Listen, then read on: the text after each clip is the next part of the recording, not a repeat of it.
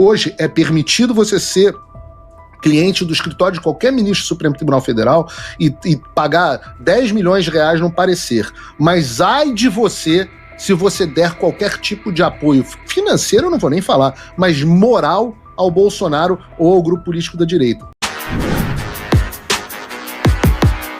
Olavo Edu Carvalho, melhor canal de corte do YouTube.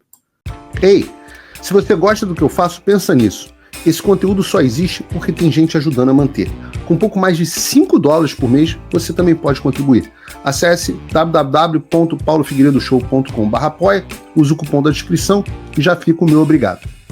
Paulo, vocês foram aí, conseguiram a Lei Magnitsky para o ministro Alexandre de Moraes, conseguiram que o Brasil sofresse a maior taxação do mundo, né, em 50% nos seus produtos. No seu programa você disse que vocês conseguiram retirar alguns produtos dessa lista, e o que vocês conseguiram até agora, na prática, foi infernizar o Brasil, vamos dizer assim. Aqui a coisa está em chamas, só se fala em tudo isso que está acontecendo. Agora, o que vocês queriam mesmo, vocês não conseguiram. O Bolsonaro está em prisão domiciliar, na semana que vem vai começar o julgamento do Supremo, certamente ele vai ser condenado e vai ser preso. Então, não é muito barulho, muita incomodação para o Brasil, para o que vocês estão buscando não ter tido resultado? Ainda. Quando você entra numa guerra, você não sabe qual vai ser o resultado. Isso não significa que você deva se render imediatamente porque você acha que você talvez não consiga ter o seu resultado. Mas ainda, diante disso, o que nós conseguimos hoje foi que pela primeira vez, haja uma luz no fim do túnel. O Congresso deve aprovar, provavelmente nessa semana, a questão das prerrogativas, que reduz muito a possibilidade de ação do Supremo Tribunal Federal contra os seus chantageados na Câmara e no Senado, ou seja, libera o Congresso para que o Congresso possa voltar a ter o mínimo de funcionamento. Isso foi fruto direto da nossa ação, e hoje as conversas de bastidores estão acontecendo, é dado pelo meio político quase que como certa a aprovação de uma anistia. Algo que eu ouvia antes da aplicação das tarifas, que eu corrijo aqui, não foram causadas por nós de forma alguma, foi uma decisão do presidente Donald Trump, mas que era impensável antes disso. Absolutamente impensável. Ora, eu entrevistei o deputado Sóstenes Cavalcante, que é o líder do Partido Liberal na Câmara dos Deputados, o maior partido da Câmara, e ele disse, Paulo, no ar, tá? Para quem quiser assistir no Paulo Figueiredo Show, ele disse no ar, Paulo, o clima na Câmara mudou completamente. As conversas de bastidores, eu sei que vocês dois são excelentes jornalistas e conversam nos bastidores, e tem que reconhecer, o clima mudou completamente. Ora, nós temos agora o próprio ministro Barroso dizendo, não, anistia sim, mas tem que esperar a condenação, o que é uma sandice do ponto de vista jurídico, mas não é nem o ponto aqui. O ponto aqui é que algo que era impensável antes da nossa ação, agora é possível. Mas no final das contas, eu brinco de dizer, eu gosto muito de metáfora militar, se vocês repararem, talvez pela minha criação, eu brinco de dizer que nós somos o suporte aéreo. Nós conseguimos bombardear defesas inimigas, nós conseguimos dar as condições, mas no final das contas, quem ganha a guerra é a infantaria, é a ocupação. E a infantaria, ela tem que ser feita pelos brasileiros que estão no Brasil. Então, o parlamento tem que responder, a oposição tem que marcar sua posição e fazer política de convencimento. A população brasileira precisa continuar indo às ruas, foi de forma linda no início do mês e, ao que tudo indica, vai voltar de forma ainda maior no 7 de setembro. E no final das contas, o que a gente está buscando é dar as condições para que a sociedade reaja. Por isso que o lema é Reaja Brasil. Para que o Brasil possa reagir. Então eu acho que nisso, o trabalho que nós fizemos aqui foi imensamente bem sucedido. Mas Paulo, essa engenharia, esse cálculo, essa balança, está valendo a pena porque o tarifaço está atingindo de fato quem produz no Brasil, quem exporta. E aqui quem exporta, na sua grande maioria, é o agronegócio, que é uma bicicleta que movimenta aqui a balança econômica no país. O governo não está conseguindo resolver esse problema, vai acabar tendo que tirar dinheiro dos cofres públicos para manter o emprego garantido dos brasileiros, e muita gente tendo que se virar agora vendo esse tarifaço posto sem data para acabar. Valeu a pena? Então a opção eu não sei, vale a pena você lutar pela sua liberdade? Em algum momento, né, se perguntaram isso para a economia americana na Segunda Guerra Mundial ou para os próprios americanos na Guerra da Independência em 1776. A guerra traz consequências ruins, mas a solução, a alternativa é a rendição. Então eu pergunto, vale a pena lutar pela liberdade? Eu acredito que sim. Eu acredito que o direito da dona Neide em casa postar o que quiser nas suas redes sociais ou votar no candidato que quiser se sobrepõe ao privilégio de um exportador do agronegócio de ter o seu lucro. Eu acredito que se sobrepõe, inclusive, ao direito de alguém ter emprego. O direito da liberdade se sobrepõe aos demais, até porque, e isso é uma coisa que os economistas gostam de discutir, sem liberdade não há economia. No final das contas, funcionam e se beneficiam aqueles que estão próximos naquele momento da oligarquia política. E eu acho que hoje o Brasil está caminhando para isso. Eu acho que hoje é muito mais benéfico você fazer parte e participar do Gilmar Palusa em Lisboa do que você, por exemplo, aumentar a sua produtividade com uma invenção nova ou com um método produtivo mais eficiente ou qualquer coisa que seja. Hoje no Brasil é muito mais benéfico você ser amigo do Lula para ter um empréstimo do BNDES do que você efetivamente ser um grande produtor. E isso não pode subsistir. Um país que tem este esquema de coisas não é um país que se torna rico. Então, até para a economia, embora essa não seja a minha preocupação número 1, a liberdade esteja acima da economia, até para o bom funcionamento da economia, a liberdade é fundamental. Ô Paulo, a gente via muito, a Neila falou agora da questão do agro, né, que sempre foi um setor que apoiou, né, a direita, da direita, apoiou o governo Bolsonaro, e agora a gente não vê muitos porta-vozes defendendo. De alguma forma, vocês se isolaram aí numa bolha, ou as pessoas estão com medo de fazer uma defesa desse grupo político? A que pessoas você se refere? Pessoal do agro? Isso. Poxa, você... Não só o agro, né? Vamos colocar aqui. A gente está falando do agro. O Bolsonaro tinha apoio de uma classe empresarial ali no governo dele. Eu vou focar no agro porque é um grupo mais característico de apoio a esse segmento. E aí o que aconteceu? Fala pessoal, tá gostando desse vídeo? Não esqueça de deixar o seu like e se inscrever no canal Olavo Edu Carvalho para receber notícias quentíssimas todos os dias. Isso ajuda demais o nosso trabalho e o YouTube irá recomendar para mais pessoas. Esse grupo tinha um grupo de WhatsApp, onde vários dos grandes empresários brasileiros batiam papo, e por causa de uma discussão em grupo de WhatsApp, todos eles tiveram as suas empresas invadidas pela Polícia Federal em 2022 durante a eleição. Foi isso que aconteceu. Então, hoje, nós temos aqui inúmeros empresários que pedem, eu vou encontrar um grande amanhã, inclusive, nós temos inúmeros grandes empresários que pedem encontros conosco o tempo inteiro, só que eles morrem de medo de falar publicamente, sabe por quê? Porque eles sabem que vivem em uma ditadura. Eles sabem que se derem qualquer tipo de apoio, nos derem qualquer tipo de apoio, podem achar um pendrive numa privada de alguém que eles vão sofrer exposição e perseguição e quem sabe ter uma Polícia Federal visitando a casa deles. Porque é isso que aconteceu.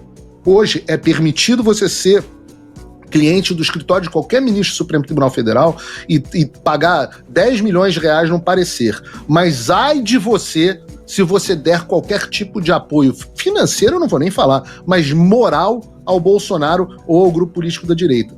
Eu entendo que para você isso não é uma ditadura, mas para mim se parece muito, muito com o que aconteceu na União Soviética, com o que acontece em Cuba, na Venezuela. É bem parecido com uma ditadura. Eu não acredito que a gente está numa ditadura, acredito que temos problemas sim com relação a essas questões, mas uma ditadura não, porque a gente ainda tem possibilidade de se defender, né, pelos meios democráticos e as pessoas que estão nomeadas foram nomeadas democraticamente. Paulo, você falou dessa questão financeira, eu queria explicar um pouquinho dessa sua situação aí nos Estados Unidos. Como que é a sua rotina? Olhando daqui, parece que você fica 24 horas por dia lidando com essas questões que para você é cara, como você está colocando aqui, de fazer esse enfrentamento ao que você está enxergando no Brasil como uma ditadura. O seu tempo é todo dedicado a isso, e como é que você ganha dinheiro, como é que você está sustentando aí?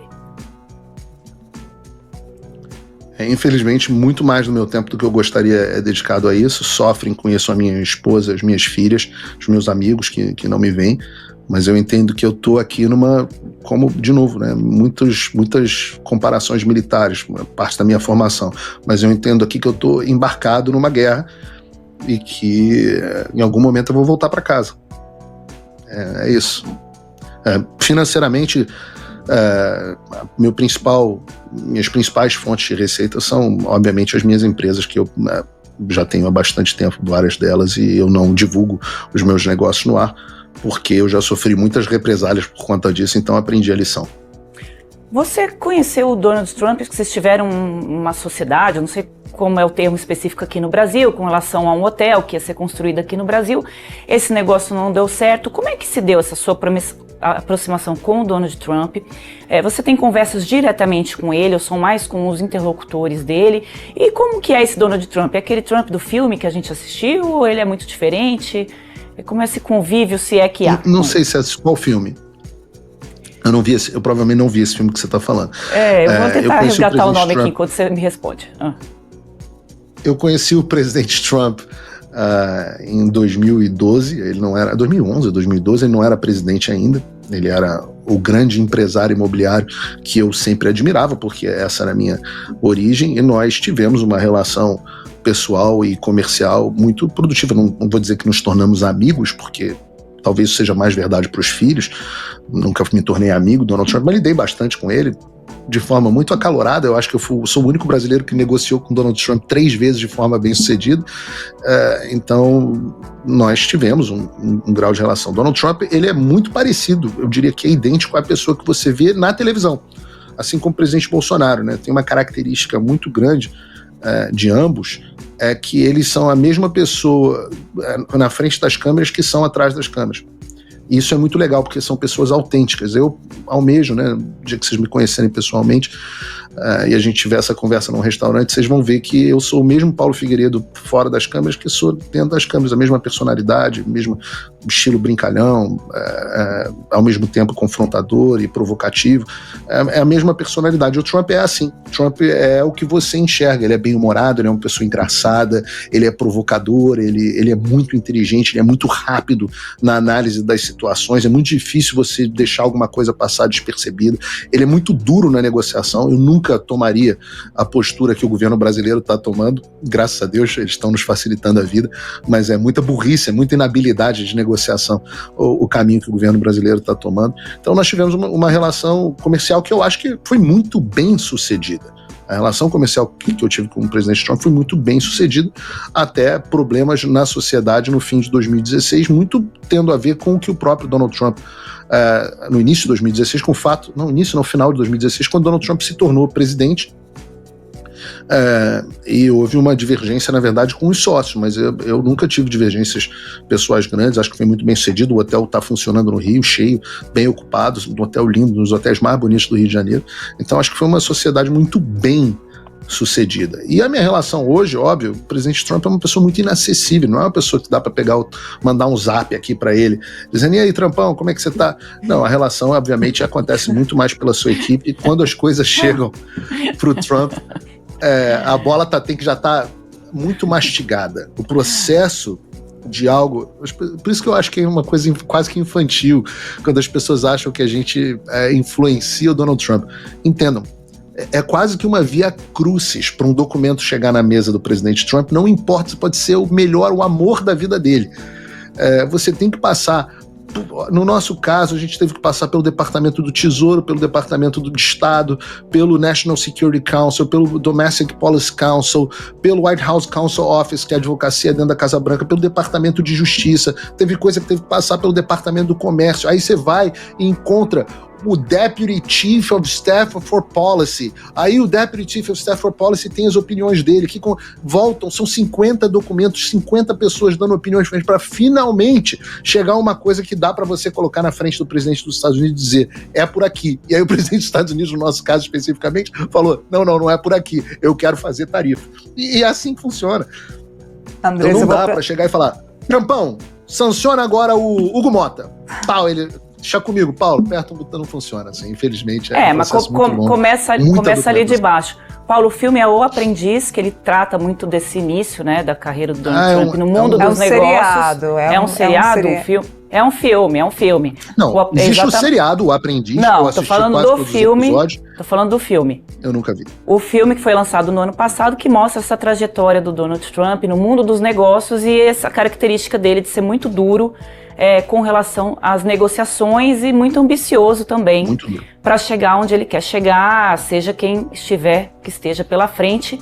Ele não fica só na vontade, Paulo, ele atropela mesmo para conseguir chegar ali nos seus objetivos. Se você, como eu, tá dormindo mais tranquilo agora que o Trump voltou à presidência, ótimo.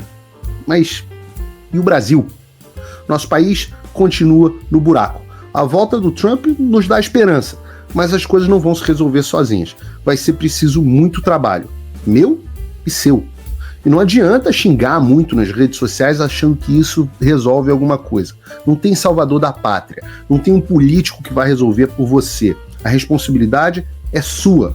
Eu larguei tudo para me dedicar a isso. E você? Como você pode ajudar sem abandonar as suas obrigações? Simples. Apoie quem está na linha de frente. Sem isso, esse trabalho simplesmente não continua.